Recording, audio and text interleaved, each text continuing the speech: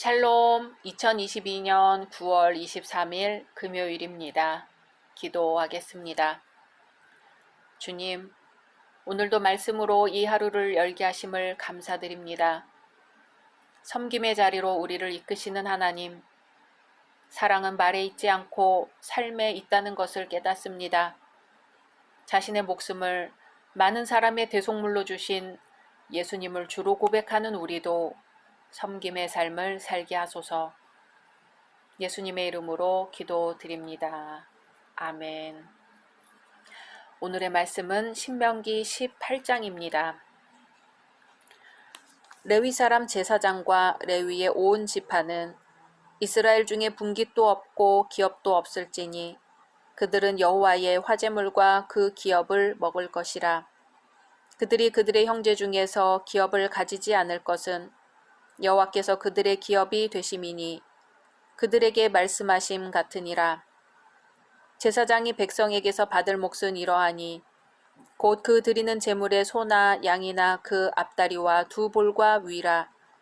이것을 제사장에게 줄 것이요 또 내가 처음 거둔 곡식과 포도주와 기름과 내가 처음 깎은 양털을 내가 그에게 줄 것이니 이는 내 하나님 여호와께서 내 모든 지파 중에서 그를 택하여 내시고 그와 그의 자손에게 항상 여호와의 이름으로 서서 섬기게 하셨음이니라.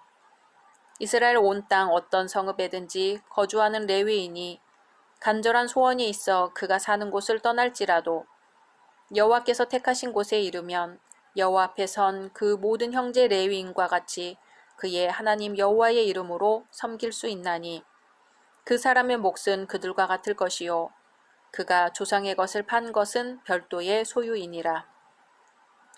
네 하나님 여호와께서 네게 주시는 땅에 들어가거든 너는 그 민족들의 가증한 행위를 본받지 말 것이니 그의 아들이나 딸을 불 가운데로 지나게 하는 자나 점쟁이나 길 흉을 말하는 자나 요술하는 자나 무당이나 진언자나 신접자나 박수나 초혼자를 너희 가운데에 용납하지 말라. 이런 일을 행하는 모든 자를 여호와께서 가증히 여기시나니 이런 가증한 일로 말미암아 내 하나님 여호와께서 그들을 내 앞에서 쫓아내시느니라. 너는 내 하나님 여호와 앞에서 완전하라. 내가 쫓아낼 이 민족들은 길 흉을 말하는 자나 점쟁이의 말을 듣거니와 내게는 내 하나님 여호와께서 이런 일을 용납하지 아니하시느니라. 네 하나님 여호와께서 너희 가운데 네 형제 중에서 너를 위하여 나와 같은 선지자 하나를 일으키시리니 너희는 그의 말을 들을지니라. 이것이 곧 내가 총회의 날에 호렙산에서 내 하나님 여호와께 구한 것이라. 곧 내가 말하기를 내가 다시는 내 하나님 여호와의 음성을 듣지 않게 하시고 다시는 이 큰 불을 보지 않게 하소서. 두렵건대 내가 죽을까 하나이다 하매 여호와께서 내게 이르시되 그들의 말이 옳도다. 내가 그들의 형제 중에서 너와 같은 선지자 하나를 그들을 위하여 일으키고 내 말을 그 입에 두리니 내가 그에게 명령하는 것을 그가 무리에게 다 말하리라. 누구든지 내 이름으로 전하는 내 말을 듣지 아니하는 자는 내게 벌을 받을 것이요 만일 어떤 선지자가 내가 전하라고 명령하지 아니한 말을 제 마음대로 내 이름으로 전하든지 다른 신들의 이름으로 말하면 그 선지자는 죽임을 당하리라 하셨느니라. 내가 마음속으로 이르기를 그 말이 여호와께서 이르신 말씀인지 우리가 어떻게 알리요 하리라. 만일 선지자가 있어 여호와의 이름으로 말한 일에 증언도 없고 성취함도 없으면 이는 여호와께서 말씀하신 것이 아니요 그 선지자가 제 마음대로 한 말이니 너는 그를 두려워하지 말지니라. 아멘. 오늘 말씀은 모세의 두 번째 설교 중 지도자들에 관한 규례의 마지막 부분입니다. 16장 후반부에서부터 차례로 재판장 및 왕과 같은 사회적 정치적 지도자들에 관한 규례를 언급하고 이제 마지막으로 종교 지도자들에 관한 규례를 언급하는 것이죠. 1절에서 8절은 제사장과 레위인의 분깃에 관해 설명합니다.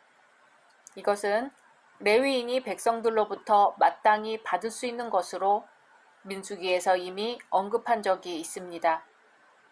백성들이 제사장과 레위인의 분깃으로 돌려야 할 것들에 대해 상세히 설명하고 제사장과 레위인이 백성들로부터 그 같은 분깃을 취할 수 있는 이유에 대해 설명합니다. 그리고 지방에서 봉사하던 레위인이 중앙 성소에서 봉사하기를 원할 경우에는 그것을 허락하고 동일한 대우를 하라고 합니다. 이상과 같은 규례는 일반 생업에는 종사하지 않고 오로지 하나님께 대한 제사직과 그에 관계된 제반 업무에만 전념하였던 제사장과 레위인들의 생계를 보장해주기 위한 조처입니다. 그러므로 이는 일꾼이 저 먹을 것 받는 것이 마땅함이니라고 하신 예수님의 말씀을 상기시켜 줍니다. 그러나 오늘날 이러한 원리를 이해하지 못하는 일부 성도들은 교역자들이 사례비를 받고서 사역하는 것이 온당치 못하다고 주장하여 교역자들의 입장을 난처하게 합니다. 또한 그와 정반대로 일부 몰지각한 사꾼 교역자들은 성직을 하나님께로부터 받은 봉사의 소명으로 생각하기는커녕 오히려 자신의 밥벌이 수단으로 삼고 있습니다. 이러한 이들은 오늘 말씀을 통해 참된 봉사와 대접의 정신을 배우고 속히 돌이켜 하나님께서 원하시고 기뻐하시는 올바른 자세를 지녀야 할 것입니다. 9절에서 14절은 이방인의 가증한 풍습을 제거하라고 합니다. 신명기 전체를 통하여 거듭 반복되고 있는 우상 숭배에 관한 경고입니다. 특별히 여기서는 가나안 족속들 사이에 널리 퍼져 있던 점술, 요술, 강신술과 같은 미신적이고도 주술적인 행위에 대하여 경고하고 있습니다. 가나안 족속이 이스라엘에 의하여 본토에서 쫓겨나게 되는 원인이 바로 그러한 그들의 가증스러운 풍습 때문이라는 것이지요. 그러므로 이스라엘은 가나안 땅에 정착하게 될 때 그들의 사악한 행위를 본받아서는 안 된다고 경고합니다. 사실 이러한 현상은 그 형태와 색깔만 달리하였을 뿐 오늘날에도 여전히 성행하고 있습니다. 그러므로 성도들은 항상 영적으로 깨어 있어 여호와 신앙과 배치되는 것들에 미혹당하지 않도록 조심해야 합니다. 그리할 때 비록 마귀가 우는 사자와 같이 두루 삼킬 자를 찾을지라도 분명 우리를 넘어뜨리지 못할 것입니다. 15절에서 22절은 이스라엘의 선지자 제도에 관해 설명합니다. 앞에서 이방 사술 행위를 본받지 말라고 했는데 그 대안책으로 백성들에게 하나님의 참된 뜻을 증거해 줄 수 있는 선지자 제도에 관하여 약속하고 있는 부분입니다. 선지자 제도에 관해 하나님께서 직접적으로 약속해 주시는 거죠. 그러한 선지자 제도가 생겨나게 된 역사적 배경도 설명을 합니다. 또한 백성들이 하나님의 참 선지자와 거짓 선지자를 분별해 낼 수 있어야 한다고도 설명합니다. 여기서 약속되고 있는 선지자는 1차적으로 모세 사후 계속해서 일어날 이스라엘의 모든 선지자를 가리킵니다. 하지만 궁극적으로는 온 인류의 참 선지자이신 예수 그리스도를 가리킵니다. 그러므로 이 본문은 메시아에 대하여 예언한 구절이라는 의의를 지닙니다. 그리스도께서는 하나님께로부터 보내심을 받고 그분께로부터 받은 말만을 증거하신 유일한 대선지자이십니다. 하나님으로부터 받은 말씀만을 전한다는 것은 무엇일까요? 강아지를 보고 나는 내가 밉다고 부드러운 목소리로 말하면서 쓰다듬어주면 좋다고 꼬리를 칩니다. 그러나 난 널 사랑해 하고 꽥 소리를 지르면 콱 물어버리죠. 무슨 이야기인가요? 사랑한다고 말했느냐, 미워한다고 말했느냐가 중요한 것이 아니라 사랑의 마음이 있느냐, 없느냐가 문제라는 것이죠. 어떤 교육도, 어떤 비판도, 어떤 훈계도 사랑으로 말미암은 것이라면 아무런 문제가 없습니다. 어느 목사님이 인천에서 목회하던 때의 이야기입니다. 토요일마다 주일을 위해 목욕탕에 갔답니다. 새벽 기도를 마치고 공중 목욕탕으로 곧장 가서 목욕을 하고 돌아오던 길에 문둥병자를 만났습니다. 평소 사택에 자주 오는 이여서 낯이 익었죠. 문둥병자는 목사님을 반기면서 말했습니다. 저 사모님은 늘 뵙고 신세를 집니다마는 목사님은 오래간만에 만났으니 좀 도와주십시오. 목사님은 주머니를 뒤졌지만 아무것도 가진 게 없었어요.